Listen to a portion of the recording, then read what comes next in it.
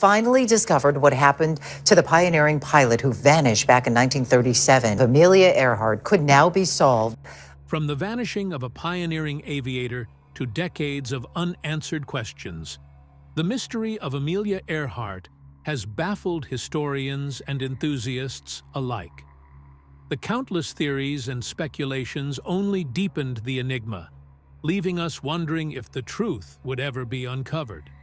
But after years of relentless investigation and cutting-edge technology, scientists have finally cracked the case. Join us as we delve into the groundbreaking discoveries that led to the mystery of Amelia Earhart being solved once and for all. Let's dive in. Number 1. Beginnings of an icon. Amelia Mary Earhart was born on July 24, 1897. And she not only was an amazing American pioneering aviatrix, but she was a legend. She began her aerial career at a young age in her 20s and was invigorated by a cascade of passion with increased experience in the aviation industry that was expanding at the time. Amelia had already been making history in 1932 when she set an example of the first woman to fly solo across the Atlantic Ocean, and her attempts reached the mainstream public and tens of millions of people. In addition to her numerous accomplishments in the skies, she formed a women's group, the 99s, which assisted in the development of the commercial aviation sector for women. Her story, however, turned tragic when, on her flight around the world, she flew off the face of the Earth over the Pacific Ocean near Howland Island with her navigator Fred Noonan in 1937. This mystery has not ceased to challenge the imagination of people, and for this reason, the craft has been the subject of numerous theories and research. Her first taste of fame came in 1928 when she crossed the Atlantic as the first woman to do so, though as a passenger rather than as the pilot one might expect given her surname. This only increased her desire to fly and put her on the path to her historical solo flight at the age of 25 in 1932. Apart from being the first of its kind, it also created a world record and inspired the whole world. Hailing this valor and professional competence, Amelia was conferred the United States Distinguished Flying Cross rightfully earned. An absence to this day, Earhart's story is one of the biggest mysteries of the 20th century. Her Lockheed Electra disappeared in the same manner, leaving the lie of its absence to speak for its alleged disappearance. Amelia Earhart and her plane have been searched for several times, and there are unlimited theories about her disappearance, but still, no solution has been found. In any case, Amelia's story remains told, and people remember the extraordinary woman who tried to achieve something impossible. It was only many decades after her presumed death that she was given her due by being inducted into the National Aviation Hall of Fame in 1968 and into the National Women's Hall of Fame 5 years later. These honors make her a pioneer who departed the course of traditional aviation and never accepted the impossible. So stay tuned for a surprising twist that suggests the icon may still be with us. Number 2. Dreaming big. In the early 1920s, Amelia Earhart hit some rough patches, both financially and personally. Her mother, trying to manage the family's finances, made an unfortunate investment in a failing gypsum mine. This bad bet slowly drained away their savings until there was nothing left. The financial strain forced Amelia to give up her flying lessons and sell her beloved Kinner Airster biplane, which she fondly named the Canary. Despite these setbacks, Amelia's adventurous spirit didn't falter. She sold a second Kinner and used the remaining funds to purchase a sleek two-seater yellow Kissel Goldbug speedster car.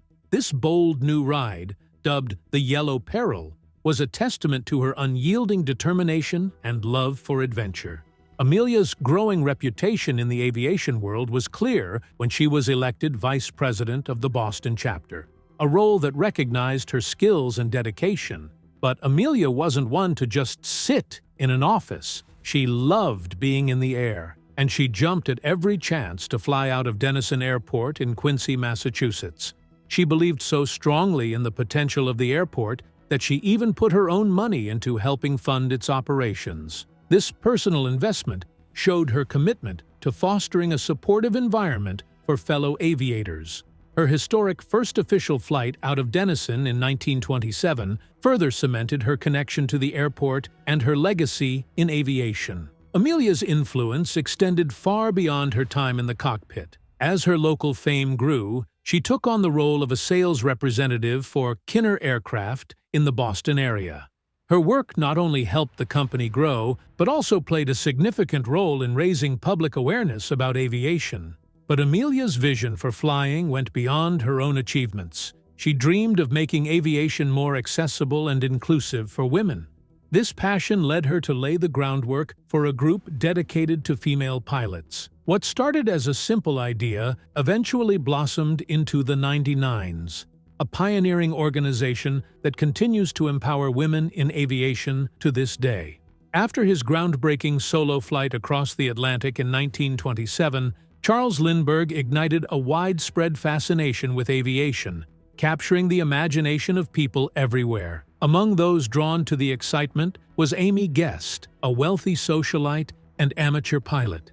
Amy dreamed of being the first woman to cross the Atlantic, either as a passenger or a pilot.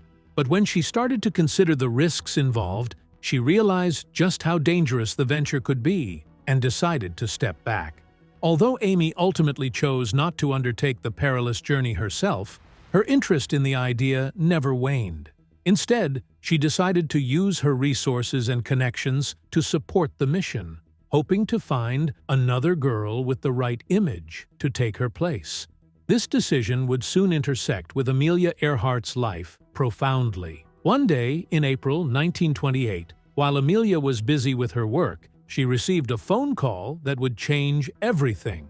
On behalf of Amy Guest and her backers, Captain Hilton H. Rayleigh made an extraordinary offer. Would you like to fly the Atlantic? That simple question set the stage for Amelia to make her mark on aviation history. Although Amelia would be officially listed as a passenger, she was to fly across the Atlantic with experienced pilots Wilmer Stultz and Lewis Gordon. But Amelia's role was far more than just sitting in the passenger seat. She was tasked with the crucial job of keeping the flight log, requiring her to stay focused and meticulously document every detail. On June 17, 1928, history was made. Gordon, Stultz, and Amelia took off from Trepassey Harbor, Newfoundland, aboard their sturdy Fokker F-7B 3M, aptly named Friendship. For 20 hours and 40 minutes, the crew navigated the vast Atlantic with skill and determination. They successfully touched down near Bury Port in South Wales, marking their achievement with a historic landing. Today, a blue commemorative plaque at the site serves as a lasting reminder of this incredible feat. Amelia Earhart, however, had a different take on how things were portrayed. In a post-flight interview, she was quick to recognize Stultz's skills, saying, "Stultz did all the flying. Had to. I was like a bag of potatoes, just extra weight." But then she added a little something at the end, saying, "Maybe someday I'll try it alone," hinting at her bigger dreams. Although this wasn't a solo flight, it gave her valuable experience and fueled her determination to take to the skies on her terms. What Amelia was to do was cross the Atlantic not once, but in a sort of two-part endeavor. While the first flight itself made a lot of news, the reactions that she got in the US and in Europe painted a very interesting picture of the temper of the populace of that period. She was welcomed home as a hero when she arrived at Woolston in Southampton, England, on 19th June 1928. While the details of that reception are still somewhat in doubt, it appears that it was positive and welcoming. In this first part of her journey, Amelia used Avro Avian 594 Avian 3rd aircraft, which was owned by Lady Mary Heath, an outstanding Irish pilot. The plane impressed Amelia so much that she later ended up buying the plane and arranging to have it airlifted back to the US. Her arrival to England was rather humble, and the total opposite of the reunion she received back home in the United States. Thus, on July 6th, When Amelia, together with Stultz and Gordon, came back to the U.S., they had a triumphal ticker tape parade through New York's Canyon of Heroes, something that was given only to real American legends. This was not the end of the celebrations. President Calvin Coolidge even invited them to attend a dinner at the White House, thus becoming legends of America. These different receptions brought into focus the controversy surrounding Amelia's involvement in the transatlantic flight. Some accused her of being overemphasized in her achievements because she was not the first flyer. However, as time went on, the people were able to see Amelia as a navigator and a woman with a passion for flying solo across the Atlantic. Beyond her flying career, Amelia was known for her unconventional views, which extended to her personal life. This independent spirit was evident in the remarkable letter she wrote to George P. Putnam on their wedding day, reflecting her unique approach to marriage and life.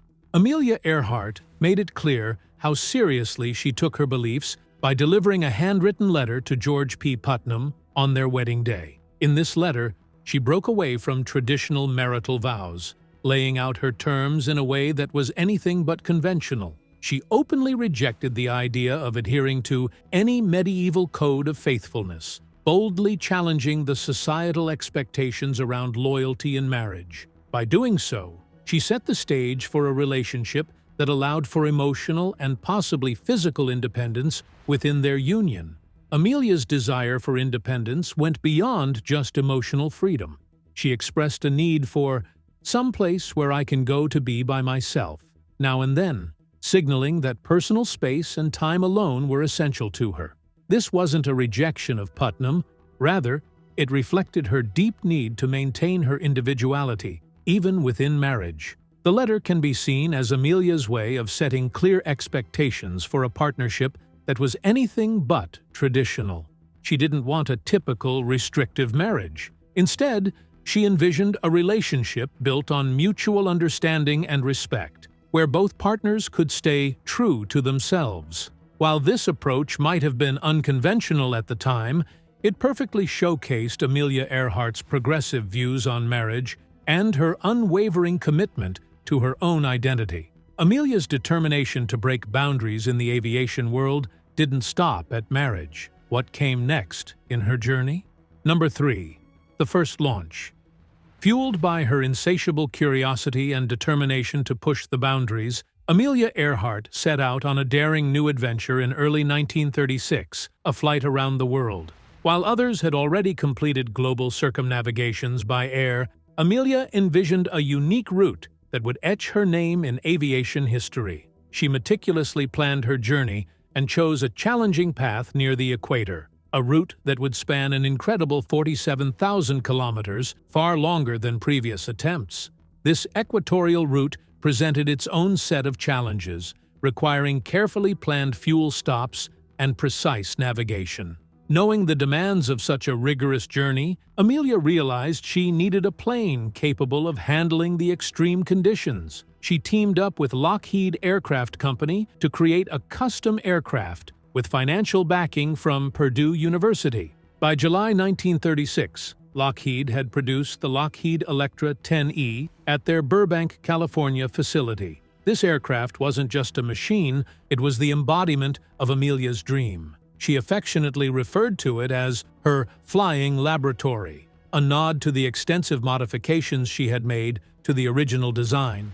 The most significant alteration was to the fuselage, which was reconfigured to accommodate additional fuel tanks, crucial for the long stretches over open water. Once the plane was delivered, it found a temporary home at Manses United Air Services, conveniently located just across the airstrip from Lockheed. This proximity allowed for last-minute tweaks and final preparations before Amelia embarked on her historic journey. While the media dubbed the Lockheed Electra a flying laboratory, the scientific aspects of the mission were somewhat overstated. Although some basic data collection was planned, the main focus was squarely on Amelia's personal goals. Her primary objective was to become the first woman to fly around the world, a feat that would bring her global acclaim and provide material for her next book. For such a complex and potentially perilous mission, Amelia needed a top-notch navigator by her side. She chose Captain Harry Manning, a seasoned mariner she had previously met, for this crucial role.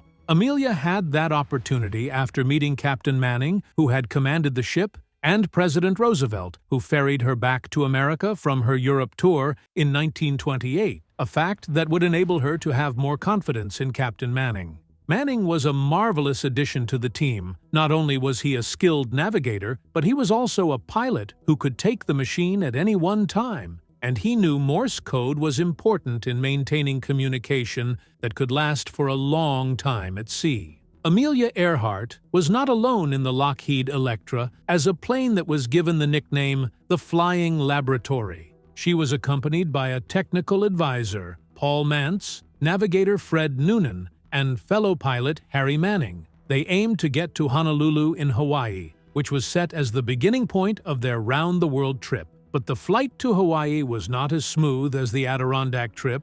Electra's propeller mechanisms were next to fail. The plane that was carrying them developed a mechanical problem that saw them have to land at the U.S. Navy's Luke Field in Pearl Harbor. Although the detour was a little cumbersome for them, it was an excellent chance for them to approach the problem before proceeding further. It took 3 days' work to get the plane in flying shape again, and Earhart, Noonan, and Manning were anxious to start afresh. After his work was said and done, Mantz resigned, hence leaving the core group to continue the work, leaving Luke Field with zeal and a well-calibrated aircraft to conquer the Great Pacific and resume the record-attempting mission of the world. But the journey did not go any further than at Luke Field. It was to be a routine takeoff on 19th of March 1937, but tragedy struck. Lots of fuel had been loaded on the Lockheed Electra, and as it accelerated, a tragedy was set to happen. The aircraft suddenly veered into a severe ground loop while still on the runway, spinning out of control.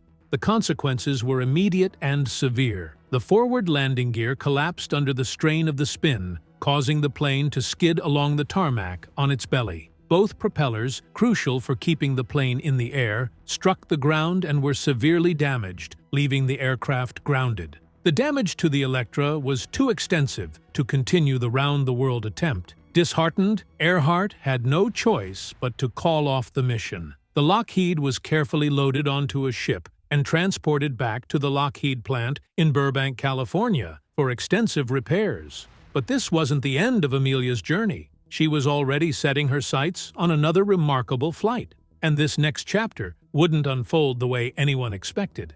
Number 4. Making history.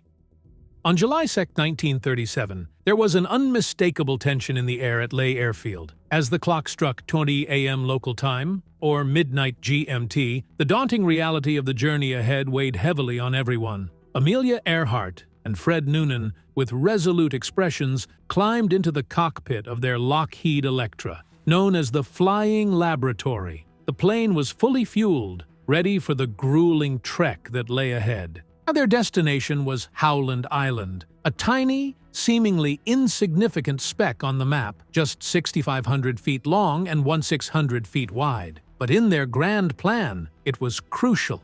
Surrounded by the vast Pacific Ocean, Howland Island barely rose 10 feet above sea level, making it a challenging target. The journey to reach it would push the Electra to its limits, covering a staggering 4,113 kilometers. This wasn't just any flight. Earhart and Noonan were embarking on a transoceanic journey in a single day with an expected flight time of about 20 hours. Their calculations were complicated by the need to cross the international date line, factoring in the 2-hour time difference between Lae and Howland Island. They would leave Lae on July 2nd and, if all went according to plan, touch down on Howland Island in the early hours of July 3rd. With over 2,100 gallons of gasoline aboard, the Electra lifted off. Though this might sound like a lot of fuel, the journey was fraught with danger. Managing their fuel was a critical concern, given the long flight and the unpredictable weather they might encounter. Despite knowing the risks, one navigational error or mechanical issue could leave them lost in the vast, empty ocean.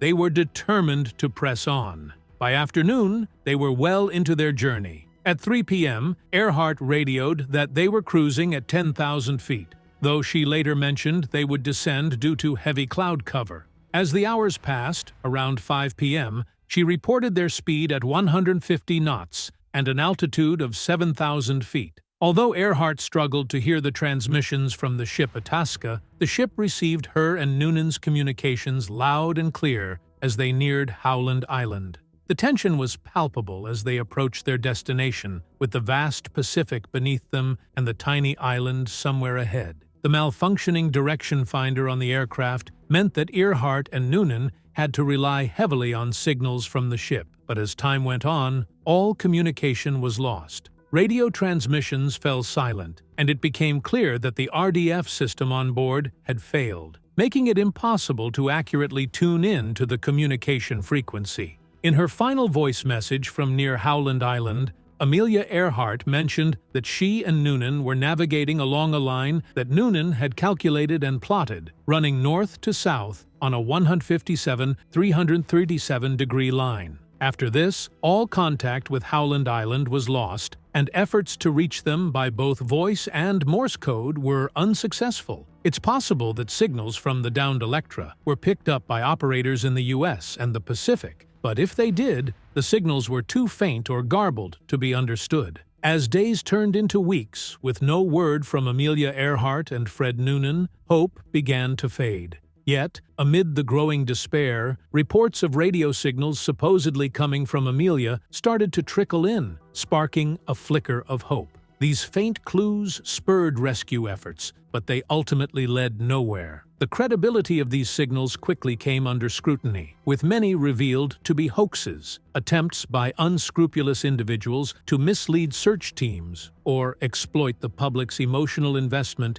in the mystery of Amelia Earhart's disappearance. Reflecting on the chaos later, the captain of the USS Colorado, which was heavily involved in the search, remarked, "There were no doubt many stations calling the Earhart plane on the plane's frequency, some by voice and others by signals. The sheer volume of unverified communications made the already difficult search even more frustrating." The captain's words paint a vivid picture of the confusion that plagued the search efforts. With so many stations trying to reach Earhart on the designated frequency, it became nearly impossible to distinguish between genuine distress signals and false reports. This constant barrage of unreliable signals not only hampered rescue operations, but also deepened the sense of helplessness among those desperately hoping for a miracle. Since then, nothing more has been found. Number 5.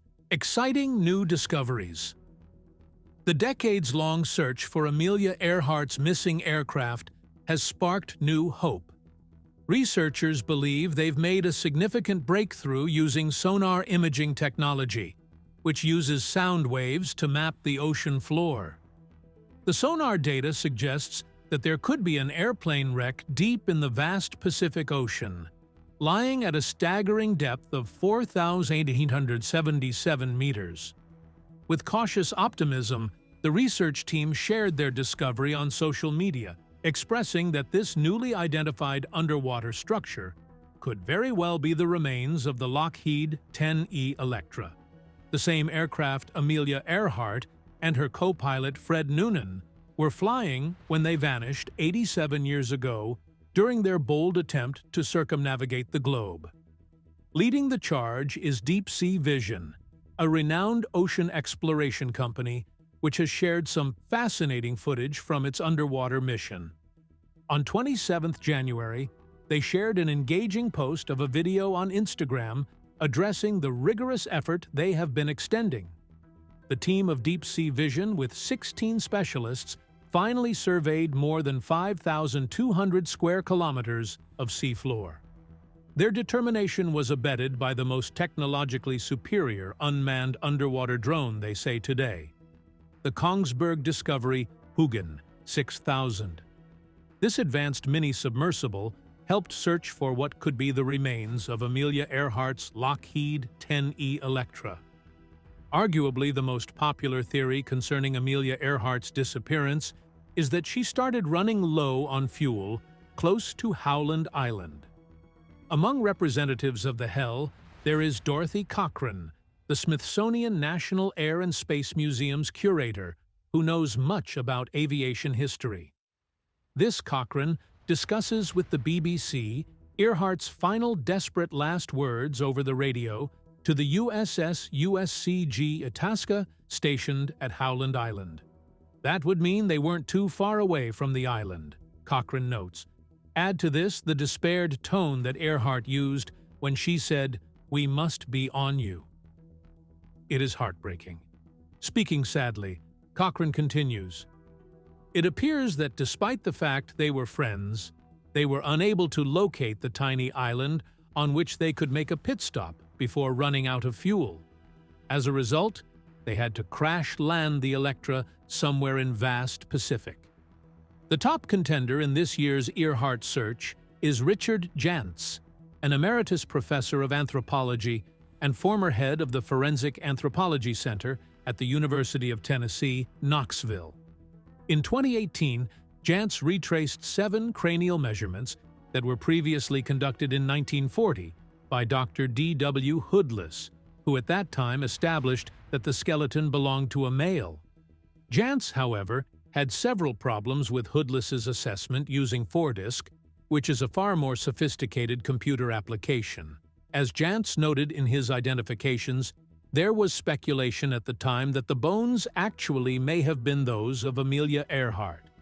Other theories are not as popular as the previous one. Amelia Earhart did survive the transatlantic flight, changed her identity, went to New Jersey where she remarried, and assumed the new identity of Irene Craigmile Bolam. These assertions were considered in the second show of the Undiscovered History program on the National Geographic Channel in November 2006. It was first presented by Joe Klaas in his 1970 book, Amelia Earhart Lives, wherein research was made by Joseph Gervais Jr. Although many people believe in this view, it can still be said that this is one of the most dubious and least recognized theories on what occurred to Amelia. Amelia Earhart was not merely a woman aviator. She was something of a sensation. Having always been a record-breaking flyer, she rose to become one of the world's most celebrated aviatrix. What made her of such allure was the fact that she had in her an admirable combination of apparently contrasting qualities. All these qualities, coupled with her tenacity and doggedness in the chase of her dreams, made her the icon of a whole generation. More suspense surrounds the life of Amelia Earhart as she disappears in a very tragic event. Her story, which has been preserved in time, has been of interest to people all over the world. There is no doubt that numerous literature have been produced on her biography, enabling her story to remain engraved in history. Amelia Earhart not only set out on several explorations, but was a symbol of women's emancipation and self-fulfillment. This she did as a young woman, and as a result, she is a role model for women across the world, proving that women should dream and strive to reach for the stars. Thanks for watching, and we'll see you next time.